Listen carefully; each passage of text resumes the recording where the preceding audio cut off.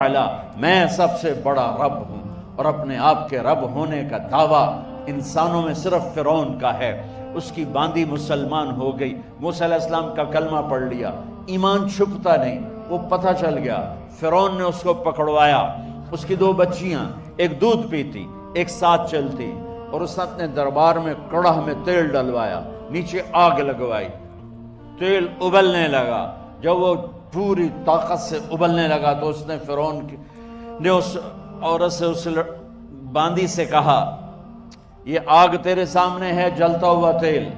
موسیٰ کے رب کو مانے گی تو پہلے تیری بچیوں کو جلاؤں گا، پھر تجھے جلاؤں گا، اور اگر مجھے رب مانے گی تو تیرے گھر کو سونے چاندی سے بنا دوں گا، تیرے گھر کو سونے چاندی سے بھر دوں گا۔ اللہ کا پا لینا